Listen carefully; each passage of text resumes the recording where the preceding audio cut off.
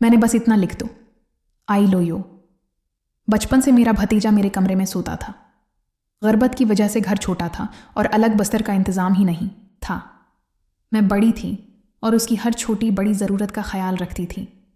जैसे जैसे वक्त गुजरता गया हम दोनों की बॉन्डिंग और गहरी होती गई। जब मेरा भतीजा 18 साल का हुआ तो मैंने महसूस किया कि अब वो बचपन वाला मासूम बच्चा नहीं रहा। उसकी अदाओं में एक अलग ही कॉन्फिडेंस आ गया था। रात को जब हम दोनों एक ही कमरे में होते, लगता जैसे सारी दुनिया हमसे दूर है और सिर्फ हम दोनों एक दूसरे के लिए बने हैं। इस रात भी मैं देर तक जागती रही। भतीजे ने मजाक में कहा, चची तुम्हें नींद नहीं आ रही या मुझे परेशान करने का इरादा है?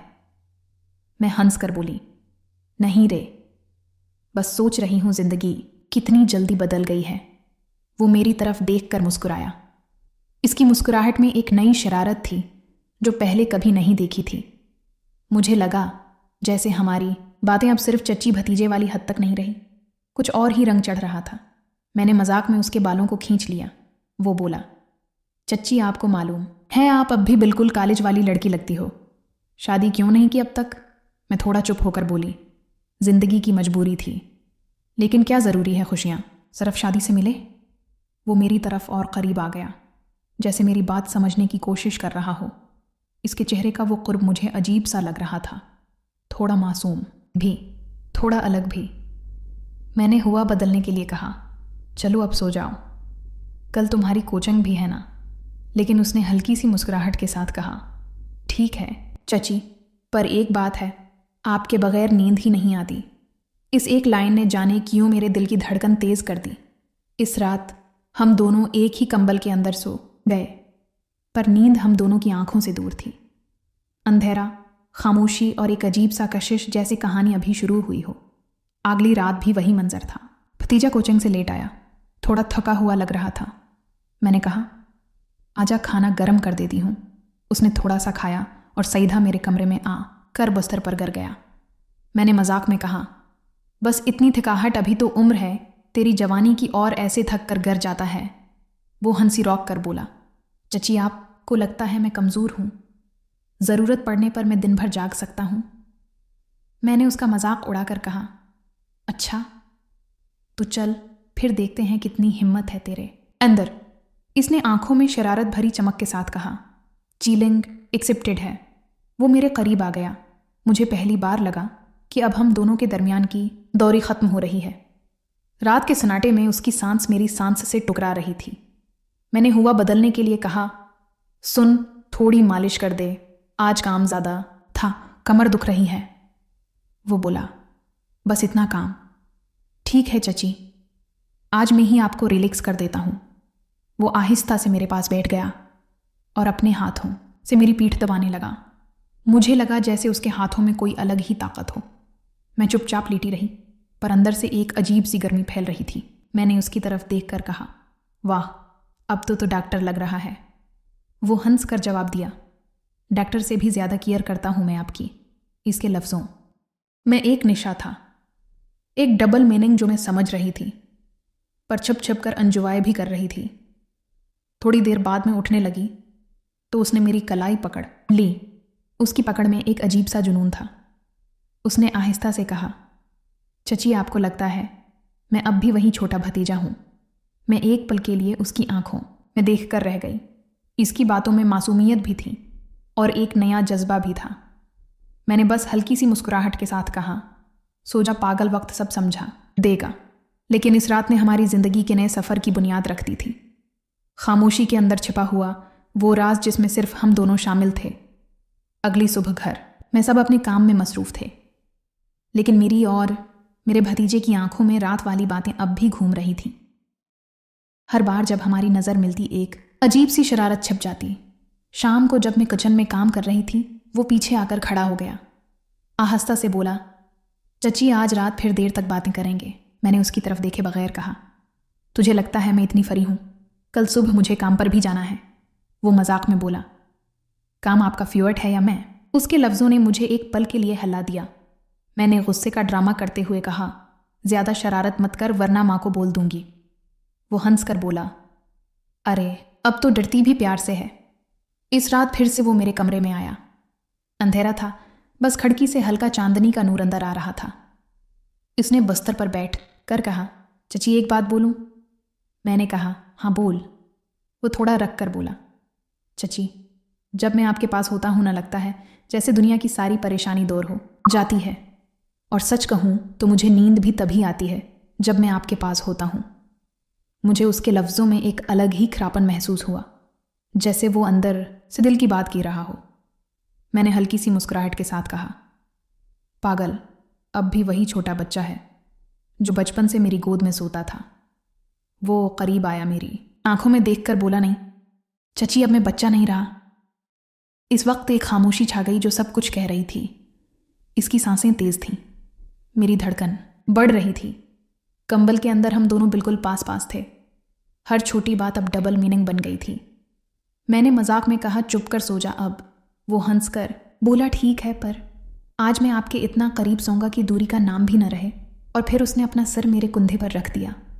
इस पल मुझे लगा कि रात का सफ़र अब नया मोड़ लेने वाला है। आज रात जब उसने अपना सिर मेरे कंधे पर रख दिया तो मुझे पहली बार लगा कि वक्त कितनी तेज़ी से बदल गया है। बचपन से जो रिश्ता सिर्फ मासूमियत तक था, अब उसमें एक नई कहानी लिख रही थी। मैं चुप रही, लेकिन उसकी सांसें मेरी गर्दन को छू रही थीं। अंधेरा, खामोशी और करबत सब कुछ एक निशा बन चुका था। उसने आहिस्ता से कहा, चची आपको पता है मैं दिन भर बस इसी पल का इंतज़ार करता हूँ। मैंने हल्की सी हंसी में कहा, किस पल का? वो बोला, जब हम दोनों एक ही कंबल के अंदर होते हैं और मैं बस आपके करीब रहता हूँ। इसके लफ्ज़ों में एक मासूमियत भी थी और एक शरारत भी। मैंने उसकी तरफ देखा। इसकी आंखों में एक ऐसी चमक थी जो मुझे कुछ और ही समझा रही थी। मैंने मजाक में कहा, तो बड़ी तेज़ हो गया है रे। मुझे तो लगता था तो अब भी वही छोटा सा बच्चा है। वो करीब आया और बोला, आपको लगता होगा पर मैं खुद जानता हूँ मैं बदल चुका हूँ। अब मैं छिप कर नहीं रहूँगा। इस पल मेरी धड़कन तेज़ हो गई। मैंने उसकी बात को हल्की हंसी में उड़ा दिया, चल अब सो जा, सुबह जल्दी उठना है। पर उसने मेरी कलाई पकड़ ली। इसकी पकड़ बिल्कुल मजबूत थी, जैसे कहना चाहता हो कि अब मैं दूर ना जाऊं। चची, उसने आहिस्ता से कहा, आपको लगता है मैं बस मजाक कर रहा हूं। नहीं, मैं दिल से की रहा हूं। आप मेरे लिए सिर्फ चची नहीं हो। मेरे होंठों पर लफ्ज रख गए। मैं बस उसकी आंखों में देख रही थी। इस वक्त हम दोनों के दरमियान सिर्फ खामोशी थी, लेकिन इस खामोशी में एक नया राज छिप गया था। इसने अपना सिर और करीब लाकर कहा, बस एक बार मुझे ये पल महसूस करने दो। और फिर वो पल आया जहां दौरी का नाम ही मिटा दिया गया। एक ही कंबल के अंदर हम दोनों की कहानी एक नई दास्तान लिखने लगी। आज रात जब हम दोनों एक दूसरे के इतना करीब आए, मुझे लगा कि वक्त थम गया है। मैं सोचती रही, जो सपना में अपने दिल में छिपा कर रखती थी वो आज सच बन रहा था। उसने मेरे चेहरे को अपने दोनों हाथों से पकड़ लिया। उसकी उंगलियों की गर्मी मेरे गले तक उतर गई। मैंने आंखें बंद कर लीं। हर सांस भरी हुई थी, जैसे हुआ भी अब हम दोनों के दरमियान कोई फासला न छोड़ना चाहती हो। उसने आहिस्ता से मेरा सर अपने सीने पर रख दिया। उसकी धड़कनें ऐसी चल रही थीं जैसे कोई नया राग बज रहा हो। मैंने हल्का सा मुस्कुराकर कहा, तो मुझे पागल कर देगा। वो हंस पड़ा। मैं तो पहले ही हो चुका हूं आपके लिए। इसने कंबल और खींच लिया और हम दोनों और करीब आ गए। इस पल कोई हद, कोई रिश्ता, कोई दीवार बाकी नहीं थी। सिर्फ मैं और वो एक नई कहानी में खो गए। हर पल एक नई गहराई में ले जा रहा था। इसके हाथ मेरे बाजों से गुजरकर आहिस्ता आहिस्ता और आगे बढ़ने लगे। मैंने रोकना चाहा पर दिल ने साथ नहीं दिया। और फिर वो हुआ जो कभी सोचा भी नहीं था। जो रात एक मामूली रात थी, वो हमारी जिंदगी की सबसे बड़ी कहानी बन गई। सुबह जब रोशनी कमरे में आई, मैं उसके सीने पर सिर रखकर सोई हुई थी। उसने आंखें खोली, मुझे देखा और मुस्कुराया, जैसे कि रहा हो, अब तुम सिर्फ मेरी चची नहीं रही, तुम मेरी दुनिया बन गई हो। और मैंने इस पल सोच लिया, अब जिंदगी चाहे जैसी भी हो, ये राज हम दोनों के दरमियान हमेशा रहेगा। सुबह के वक्त सब टेबल पर जमा थे। मैं और मेरा भतीजा समझ रहे थे कि रात का राज अब तक सिर्फ हम दोनों के दरमियान ही था, पर मेरी आंखों की चमक और उसके चेहरे की मुस्कुराहट कुछ और ही कहानी सुना रही थी। फरहा मुस्कुराते हुए बोली, लगता है किसी की रात बड़ी स्पेशल थी। मैंने घबराकर पानी का गिलास उठाया पर भतीजा खामोश रहा। रदा ने भी शरारत भरे लहजे में बोला, हाँ चची, भतीजा तो आज अलग ही रोशनी में चमक रहे हैं। मेरे दिल ने ज़ोर से धड़कना शुरू कर दिया। क्या उन्हें कुछ पता चल गया है या सिर्फ मजाक कर रहे हैं? भतीजे ने तेज़ नज़रों से मुझे देखा, जैसे कि रहा हो चुप रहना सब ठीक है। लंच के बाद सारा मेरे पास आई। उसकी आंखों में अजीब सी क्यूरियोसिटी थी। आहिस्ता से बोली, चच्ची मुझे लगता है आप और भतीजे के दरमियान कुछ अलग चल रहा है, मुझे भी तो बताओ। मैंने फ़ौरन मुस्कुराकर कहा, पगली तो ज़्यादा सोचती है, हम तो हमेशा से ही क्लोज़ हैं। पर उसकी नज़रें कह रही थीं कि वो अब भी पूरा यकीन नहीं कर रही। इस रात फिर से भतीजा मेरे कमरे में आया। इस बार उसने पहले ही दरवाज़ा अंदर से लॉक कर दिया। मुझे डर लगता है चची कहीं कोई हमें देख न ले, उसने फसफसाती हुई आवाज़ में कहा।